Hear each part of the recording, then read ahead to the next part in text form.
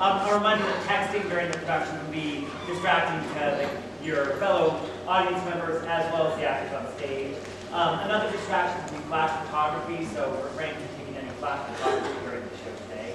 We do have 2 more productions this spring, a production of Next to Normal, the 2009 Pulitzer Prize-winning play musical, student-directed, which is a great piece of theater. It does have mature themes, but it is a really fantastic contemporary musical. And then in May, we are doing Shrek the musical with our musical theater class, and that is a lot of fun, very family-friendly, based on DreamWorks series of movies of the same name.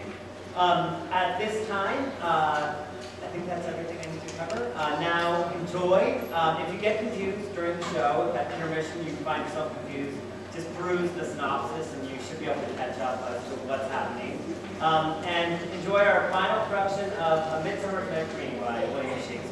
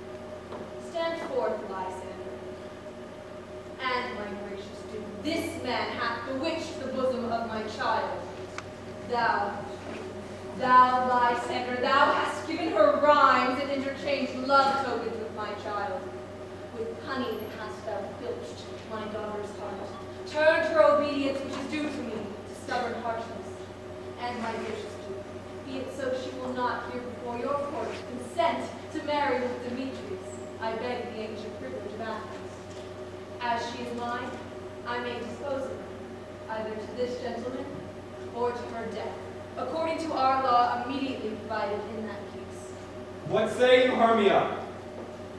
Be advised, Hermia, that your mother should be as a god, one that composed your beauties, yea, to one you are but as a form in wax, by her imprinted and within her power to lead the figure or to disfigure it. Demetrius is a worthy gentleman. So is Lysander. In himself he is, but in this kind, watching your mother's voice, the other must be held the worthier. With my mother look, but with my eyes. Rather your eyes must with her judgment look. I do entreat your grace. Pardon me. I know not by what power I am made bold, nor how it is to serve my modesty in such a presence here. I do plead my thoughts that I may know the worst that may befall me if I refuse to wed Demetrius. Either to die the death or to abjure her of the society of men, therefore, fair Hermia, question your desires, know of your youth, but if you have not to obey your mother's choice, you can endure the livery of a nun, chanting faintings to the cold fruitless bloom, Christ bless such maiden for which to undergo. But earthlier happy is the rose distilled than that which withering on a virgin thorn grows, lives, and dies in single blessedness. So will I grow, so live, so die, my Lord. Ere I will my virgin patent up unto his lordship. not to give sovereignty. Take time to pause, and by the next moon, the sealing day betwixt my love and thee for everlasting bond of fellowship. Upon that day, prepare to die for disobedience for your mother's will, or else to wed Demetrius as you would, or on Diana's altar to protest for our austerity of single life. Relent, sweet Hermia, and Lysander, yield thy praised title to mine, Sir Grant. You have her mother's love, Demetrius. Let me have Hermia's. Do you marry her? Scornful Lysander, true he hath my love, and what is mine my love shall render her. And she is mine, and all my rights of her I do estate unto Demetrius. I am my lord, as well derived as he, as well possessed. My fortunes every way as fairly ranked, if not with advantage, as Demetrius's. And which is more than all of these boasts can be, I am beloved of beauteous Hermia. Why should not I then prosecute my right? Demetrius, I'll avouch it to his head, made love to Neater's daughter Helena, and won her soul, and she, sweet lady, devoutly dotes in idolatry upon this spotted and inconstant man. I must confess that I have heard so much, and Demetrius thought to have spoke thereof, but being overfull of self-affairs, my mind did lose it. But Demetrius, come, Egidius, shall go with me. I have some private schooling for you both. But for you, fair Hermia, question your desires, know of youth, examine well your blood, whether you yield not your mother's choice. The law of Athens yields you up, which by no means may extenuate to death or to vow of single life. Come, my Hippolyta.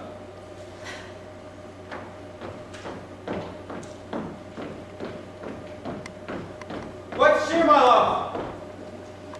Demetrius, you just go along. You shall go with me. I have some private schooling for you both, and I must employ you in some business against our nuptial, and confer with you of something that nearly concerns yourselves. With duty and desire, we follow you.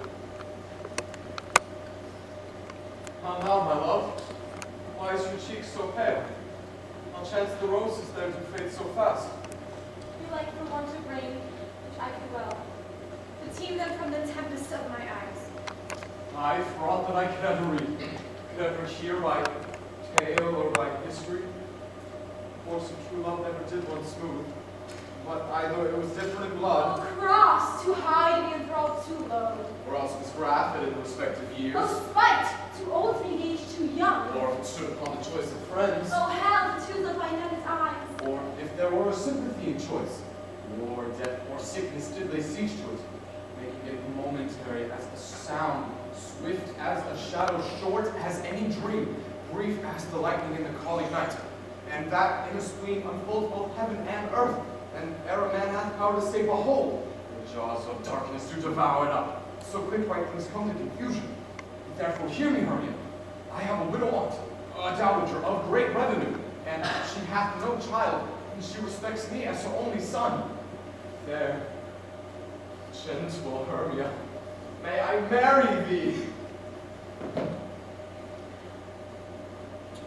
Until that place the sharp Athenian law cannot pursue us. If thou lovest me, then steal forth thy mother's house tomorrow night, and then in the wood, a league without the town, where I did meet thee once with Helena, to do observance to a morn of May. There I will stay for thee. Oh, my good Lysander, I swear to thee, by Cupid's strongest bow, by his best arrow with the golden head, by the simplicity of Venus' subs, by that which knit his souls together in prosperous love, by that same fire that burned the Carthage queen in a false Troy under Sarah's sin, by all the vows that ever men have broke, and never more than woman ever spoke. In that same place here, thou hast appointed me, tomorrow truly by me. Promise, love.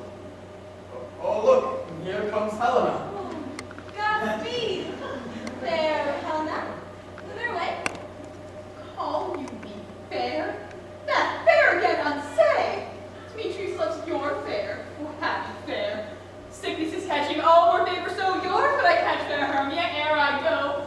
Oh, teach me how you look and with what art you sway the motion of Demetrius' heart. I frown upon him, yet he loves me still. Oh, let your frowns critique my smile such skill. I give him curses, yet he gives me love. Oh, that my prayers with such affection move. Oh, the more I hate, the more he follows me.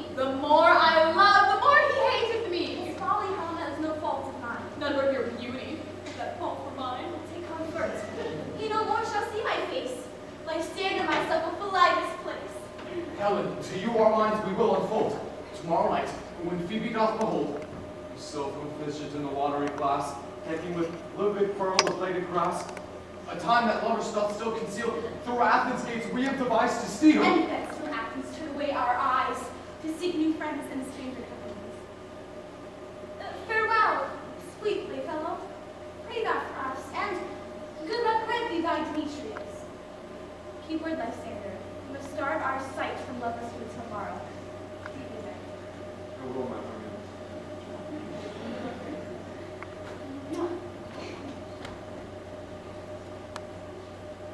Oh, Have it up to do. As you on him, Demetrius dote on you.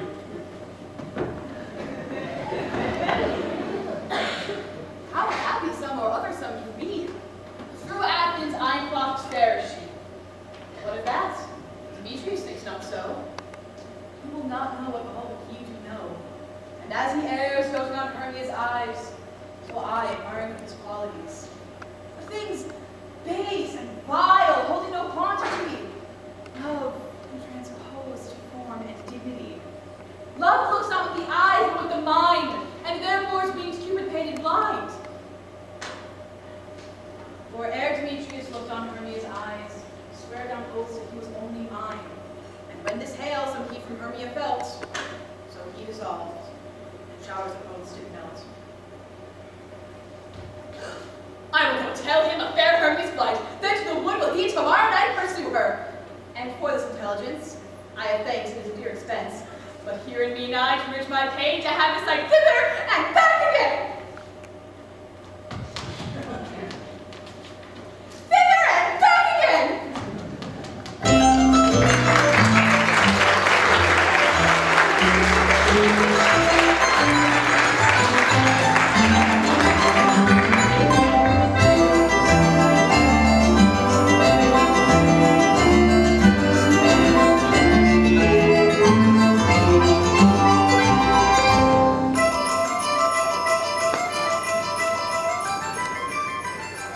Is all our company here? You are best called general, man by man, according to the script. Here is the scroll of every man's name, which is thought fit through all Athens, playing our influence before the Duke and the Duchess on his wedding day at night. First, good Quince, say what the play treats on. Then call forth your actors, and so go to a point. Mary, our play is the most lamentable comedy and most cruel death of Pyramus and Thisbe. A very good piece of work, I assure you, and a merit. Now, good Quince, call forth your actors by the scroll. Masters, spread yourselves. Answer as I call you. Nick Bottom the Weaver. Ready, name for upon it, or proceed. You, Nick Bottom, are set down for Pyramus, What is Pyramus, a lover or a tyrant? a lover that kills himself most gallant for love. Because that will have some tears in the true performing of it. If I do it, let the audience look to their eyes. I will move storms. I will condole in some measure to the rest. Yet, my chief humor is for a tyrant. I play Hercules rarely, or a part to tear cannons make all split. The raging rocks and shivering shocks shall break the larger prison's gates, and Phoebus' car shall shine from afar and make it mar whose beats. Mrs. Love? Francis Flute development. Here, Quince. Flute, you must take Thisbe on you. What does this be, a wandering knight? It is the lady that Pyramus must love. Nay, they told me not play woman. I have a beard comb. That's all one. You shall play in a mask, and you may speak as small as you will. And I may hide my face. Let's be played this be too. I'll speak in a monstrous little voice. This knee. Oh, Pyramus. No, you must play Pyramus and Flute you Thisbe. I'll proceed. Robin Starveling the tailor. Here, Quince. Robin Starveling, you must play Thisbe's mother. Oh, goody. Tom Snow the tinker. Here, Quince. You, Pyramus' father. Snow the joiner, you the lion's part. And I hope here's a play fitted. Have the lion's part written. I pray you, if it be, give it me, for I am slow of study. You may do it extempore, for it is nothing but roaring. Let me play the lion too. I will roar that I'll begin against Hercules here. I will roar that I'll make the Jews say, let him roar again. Let him roar again. And you should do it too terribly then. You would pray the Duchess and the ladies that they were shrieking. That were enough to hang us all. And grant you, friends, if you should frighten the ladies out of the wits, they would have no more discretion but to hang us. But I will aggravate my voice, so that I will roar you as gently as any sucking dove. I will roar you, and to any nightingale.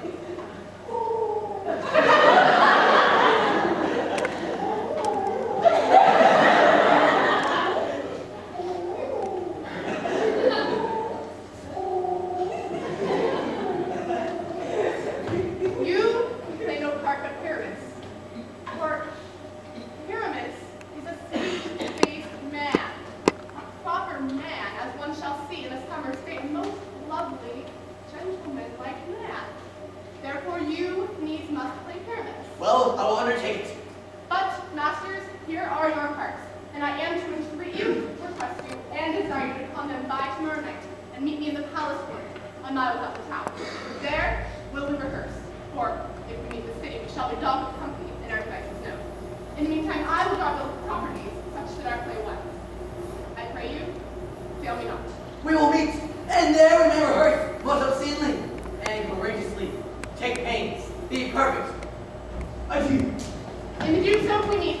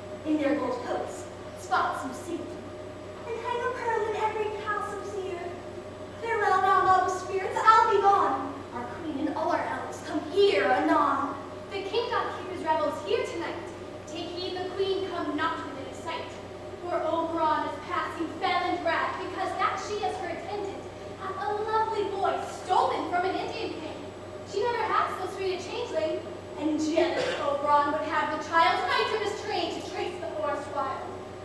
But she, perforce withholds from loving boy, crowns him with flowers and makes him all her joy. I'd rather sink your shape and make them plucked. Or else, you are that shrewd and lavish sprite called Robin Goodfellow. Are not you she that frights the maidens of the villagery? Skim milk and sometimes labor the quern, and bootless make the breathless housewife churn. And sometimes make the drink to bear no harm, mislead night wanderers, laughing at their harm. Those that hobgoblin call you my sweet puck, you do their work and they shall have good luck. Are not you she? Thou speakest right. I am that very wanderer of the night. I jest to Oberon and make him smile when I have fat and beef fed horse beguile, name relentless of a billy foal.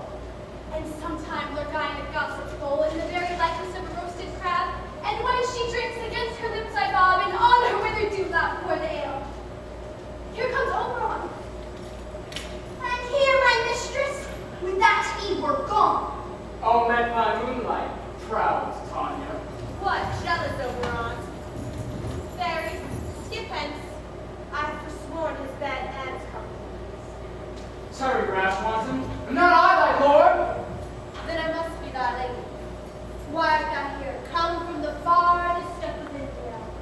But that, forsooth, the bouncing Amazon, your buskin mistress, your warrior love to Theseus must be wed, and you come together with joy and prosperity.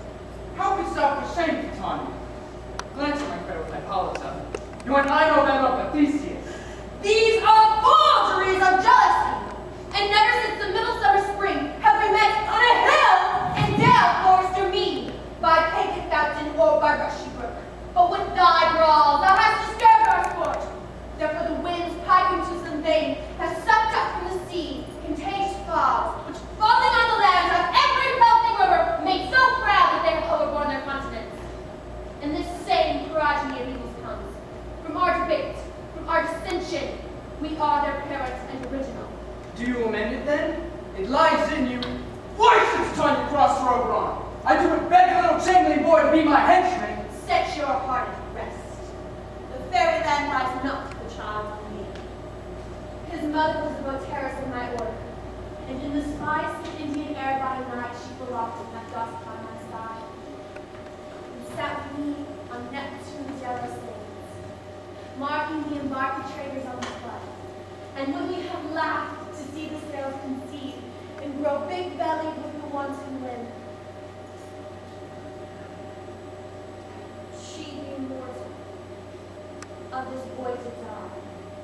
And for her sake do I grow up a boy, and for her sake I will not part with him. How long this Whittington you stay? Perchance till after Theseus' wedding day. If you will patiently dance in our rounds and see our moonlight revels, then go with us.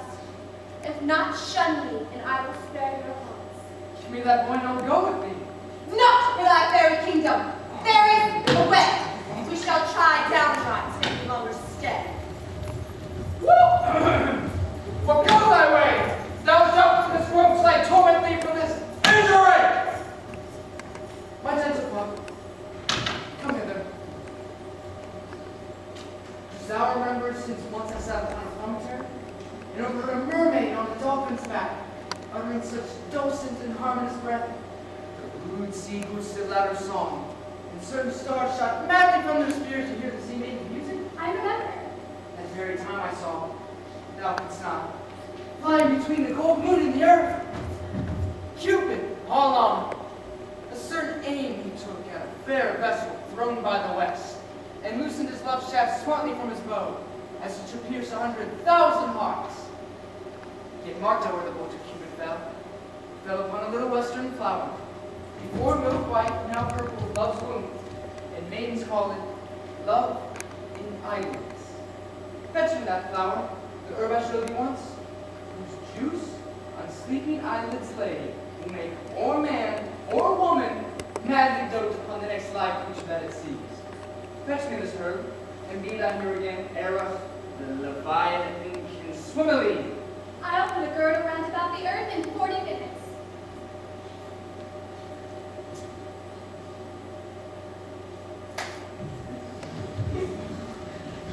Having once this juice, ought to time when she's asleep, and drop the liquor of it in her eyes. The next thing then she waking looks upon, be it lying, bare, or woeful bull, on meddling monkey or on busy ink, she shall pursue with the soul of love. And ere I take this charm from her sight, as I can take of another herb, I will make her render up her page to me. But who comes here? I'm invisible and will overhear the conference. I love thee not, therefore pursue me not. Where is Lysander and my fair Hermia? The one I'll stay, the other stayeth me.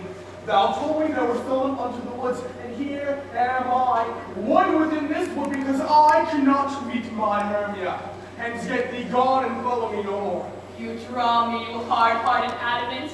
If you draw not iron, my heart is true as steel.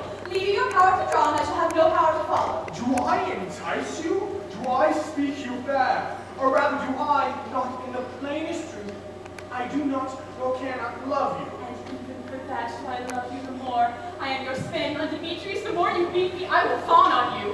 Use me as your spaniel. Spurn me, strike me, neglect me, lose me. Only give me leave, unworthy as I am to follow you.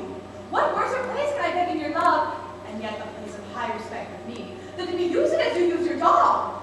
Tempt not too much the hatred of my spirit, for I am sick when I look on And thee. I am sick when I look not on you. You do impeach your modesty too much to leave the city and commit yourself into the hands of the one that loves you not. You trust the opportunity to win. The ill counsel of a desperate place, which were your virginity. Your virtue is my privilege. That is not night when I see your face, therefore I think I'm not in the night. Nor doth this wood lack words of company, for you and my respect are all the world. I will run from thee and hide in the brakes and leave thee to the mercy of the wild beasts. The wild hath not such a heart as you. Run when you will, the story shall be changed. Apollo flies, and Daphne holds the chase. The dove pursues the griffin. I will not say thy questions. Let me go. Or if thou follow me, do not believe that I will do thee mischief in the wood. I, in the temple of the town, will build you to be mischief. Fie, Demetrius! You're wrong to set a scandal on my sex! We cannot fight for love as men may do. We should be wooed and were not made to woo. I'll follow thee and make a heaven of hell, to die upon the hand I love so well. Fairly well, nymph. Ere you do leave this grove, thou shalt fly him, ye shall seek God. South Paula, welcome, wanderer. Hi, there it is. I pray thee, give it me.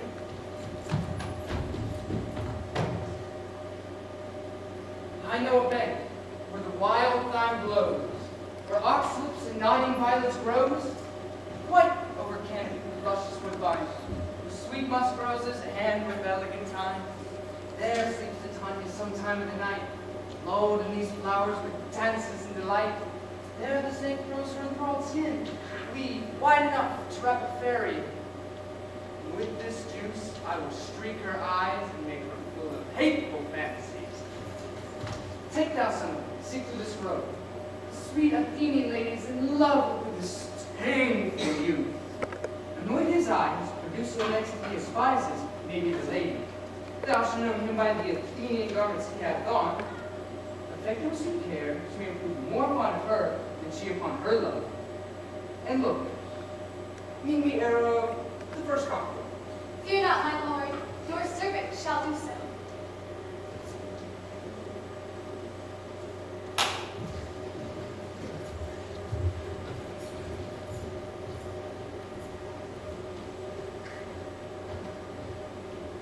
Come now, we'll roundel in a fairy song. Sing us now asleep, then to your offices and let us rest.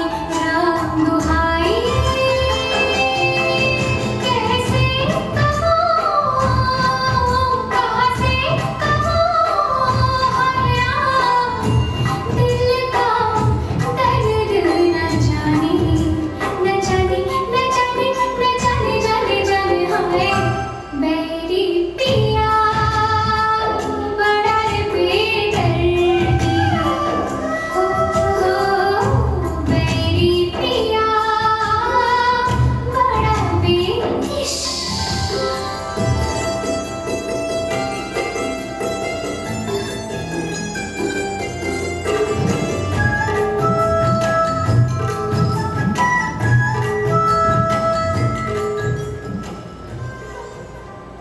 Hence away, all is well. One aloof stands sentinel.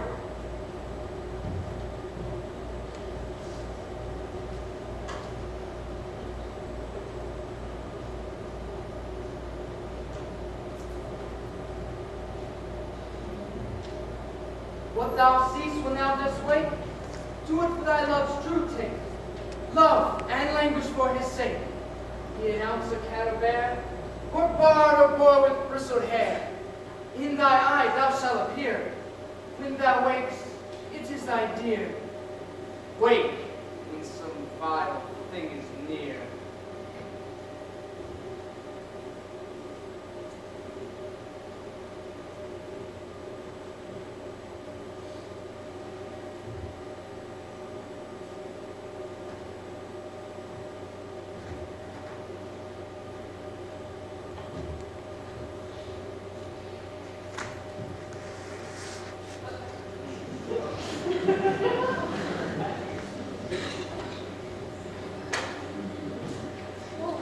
Love, you faint with wandering in the wood. And to speak troth, I forgot our way. Well, rest us, Hermia, if you think it good, and tarry for the comfort of the dead. Be it so, Lysander. Find you out of bed, for I upon this thing will rest my head. One turf shall serve as pillows for us both. One heart, one bed, two bosoms and one throat. Naked, Lysander, for my sake, my dear, do not lie so near. Oh, take the sense sweet of my innocence. Love takes the meaning in love's conference. I mean that live heart unto yours is lips, but one heart we can make of it. Two bosoms interchained with an oath, so then two bosoms in a single throat. Then by your side no bedroom be denied. For I so Hermia, I do not lie. Lysander riddles very prettily. Now much beshrew my manners and my pride, Hermia meant to say Lysander lied, but gentle friend, for love and courtesy, let further off the effort and human modesty. Such separation as may well be said becomes a virtuous bachelor and a maid. So far the distant end. Good night, sweet friend. Thy love ne'er alter to thy sweet life end. Amen, amen to that fair prayer say I, and then in life ride and loyalty. Here is my bed. Sleep give thee all his rest. With half that wish the witch's eyes impressed.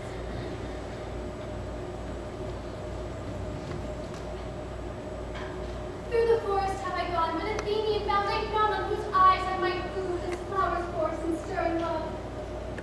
Night silence, who is here? Weeds of Athens he doth wear. This is he, my master said, despiseth the Athenian maid. And hear the vacant sleeping sound on the dank and dirty ground. Pretty soul, she durst not lie near this black love, this pale courtesy. Churl, upon thine eyes I throw all the power this charm doth owe. When thou wakes, let love forbid sleep conceit till night eyelid. So awake when I am gone, for I must now to Oberon.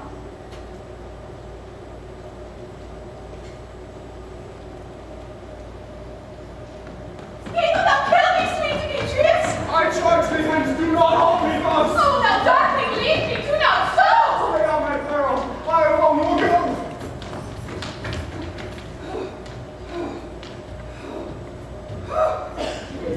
I am out of breath in this fond chase.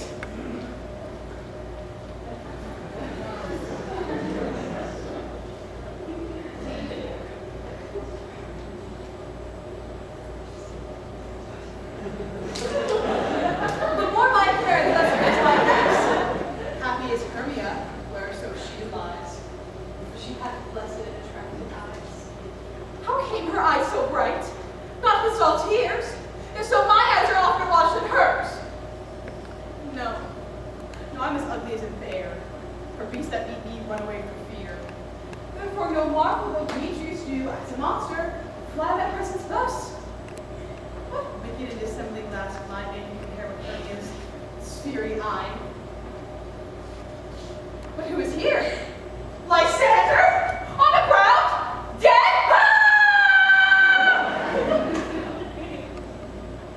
Or asleep? I see no blood, no wound. Lysander, if you live, good sir, awake! And run through fire I will for thy sweet sake. O transparent Helena, nature shows art that through thy bosom makes me see thy heart. O where is Demetrius? Oh how fit a word is that vile name to perish on with. Do not say so, Lysander, say not so. What though he loved your Hermia? Lord, what though? Yet Hermia still loves you. Then be content. Content with Hermia? Oh no, I do repent the tedious minutes I with her have spent. Not Hermia, but Helena I love, who will not change a raven for a dove. The will of man is by his reason swayed, and reason says that you are the worthier maid. Things growing are not ripe until their season, so I be held till thou right not to reason. In touching now the point of human skill, reason becomes so martial to my will, and leads me to your eyes, where I will